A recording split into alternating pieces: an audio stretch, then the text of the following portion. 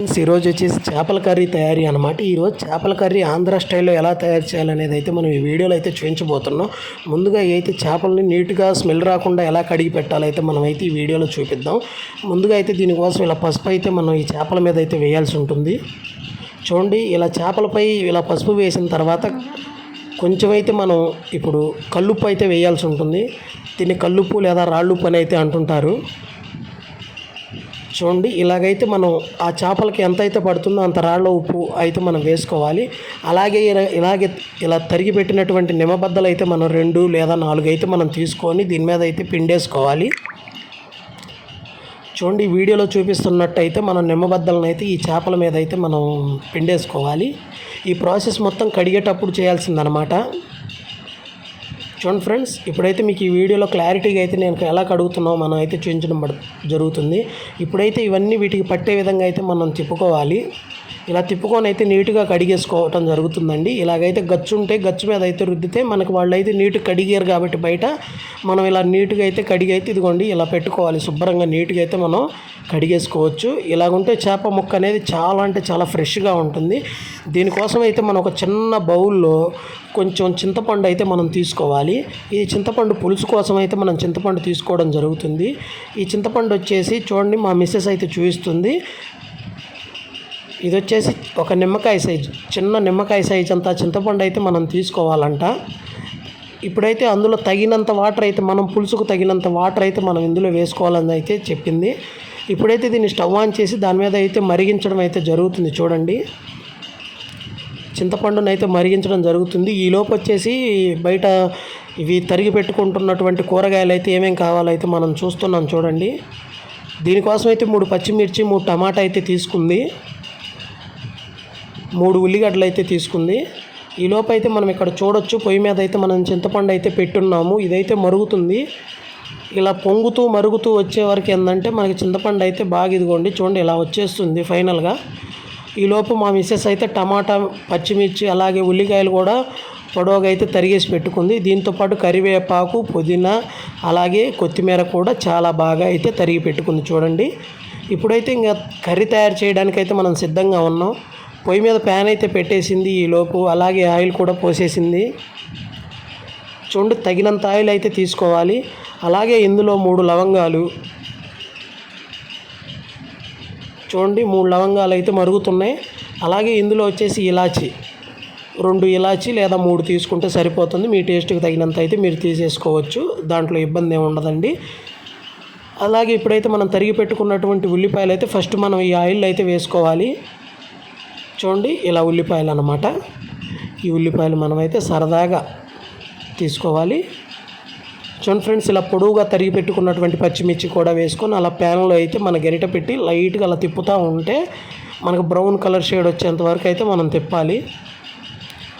చూడండి ఫ్రెండ్స్, ఇలా డీప్ అంటే మరీ డీప్ అవసరం లేదు, లైట్గా రోస్ట్ అయ్యే వరకు అయితే మనం చేసుకోవచ్చు. దీనికోసం అయితే ఇప్పుడు కొంచెం పసుపు అయితే యాడ్ చేసుకోవాలి. కొంచెం కలరింగ్గా ఉంటుంది కాబట్టి పసుపు అయితే మనం యాడ్ చేసుకుందాం. చూడండి ఫ్రెండ్స్, ఇలా పసుపు వేయడం వల్ల ఏంటంటే ఈ ఆయిల్కి అలాగే ఉల్లిపాయలకి మంచి కలర్ అయితే వచ్చింది. అలాగే కూరకి టేస్ట్ కూడా ఉండాలంటే పసుపు చాలా ముఖ్యం కదా. దీనికోసం అయితే ఇప్పుడు తీసుకుంటున్నటువంటిది ఏంటంటే అల్లం పేస్ట్ అనమాట. అల్లం పేస్ట్ మీకు తగినంత అయితే మీరు తీసేసుకోవచ్చు. చూడండి, అల్లం పేస్ట్ని అయితే మనం వేయించుకోవాలి. ఎందుకంటే పచ్చి అల్లం వెల్లుల్లి మనం పేస్ట్ చేసి ఉంచుంటాం కాబట్టి దీన్ని వేయించుకుంటే మంచి స్మెల్తో పాటు మంచి రుచికరంగా కూడా ఉంటుంది. దీంట్లో అయితే కొంచెం కరివేపాకు, చూడండి ఫ్రెండ్స్, కొంచెం కరివేపాకు అలాగే పుదీనా అలాగే కొంచెం కొత్తిమీర. ఇదేంటంటే ఈ ప్రాసెస్ ఏంటంటే ఉడకటం కోసం అలాగే లైట్గా డీప్ రోస్ట్ కోసం ఇలాగైతే మనం వేసుకోవడం జరిగింది. ఇప్పుడైతే కొంచెం టమాటాలు అయితే తీసుకుంటున్నాం, మనం తరిగి పెట్టుకున్నటువంటి టమాటా అన్నమాట. చూడండి, ఇప్పుడైతే టమాటాలు కూడా వేసేసి రోస్ట్ చేసుకోవడం జరుగుతుంది లైట్గా. ఈ ప్రాసెస్ అంతా సేమ్ మన టమాటా కర్రీ చేసుకున్నంత ప్రాసెస్ అయితే వస్తుంది ఫ్రెండ్స్. స్మెల్ అయితే అదిరిపోతుంది. దీంట్లో వచ్చేసి ధనియాల పొడి వేయాలన్నమాట. 1 టీ స్పూన్ ధనియాల పొడి చూస్తున్నారుగా, 1 టీ స్పూన్ ధనియాల పొడి అనమాట. అలాగే ఉప్పు రాళ్ళ ఉప్పు అనమాట. ఇందులో సాల్ట్ వేసుకుంటే పట్టదో ఆయిల్లో మనం రోస్ట్ చేస్తున్నాం కాబట్టి రాళ్ళ ఉప్పు వేసుకుంటే కొంచెం రుచికరంగా ఉంటుంది. ఎందుకంటే టమాటా ముక్కలో నుంచి వాటరు బయటికి యాడ్ అవుతుంది కాబట్టి ఆ ఉప్పు కూడా కరిగి మంచి టేస్ట్ అయితే వస్తుంది.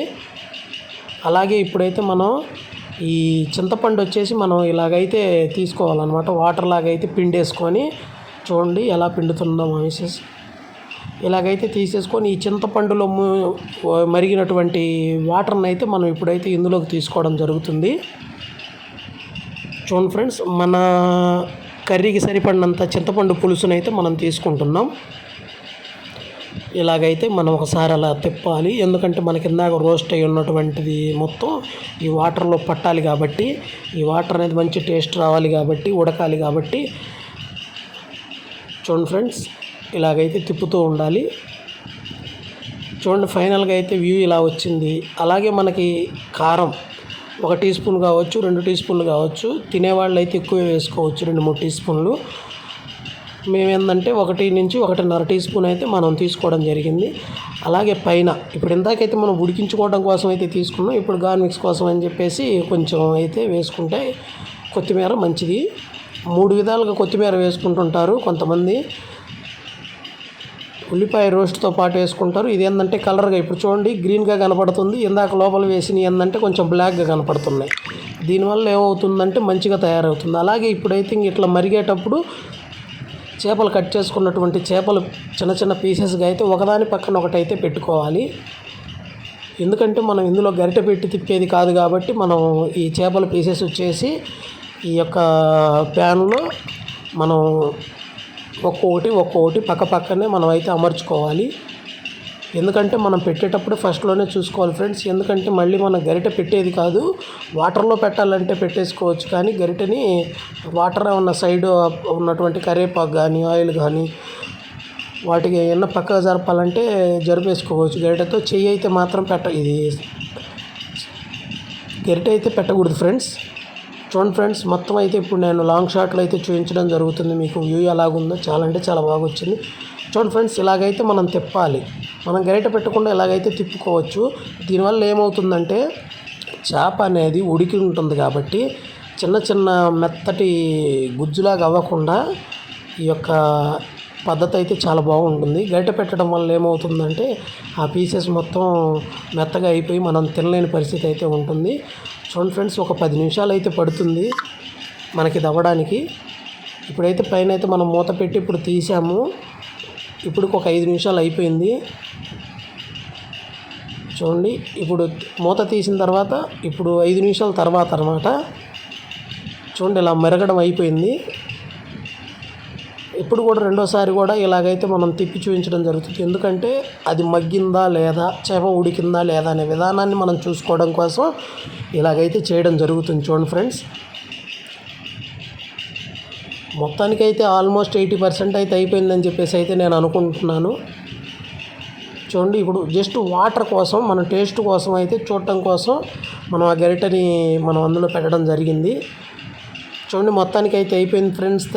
Thanks for watching. సబ్స్క్రైబ్.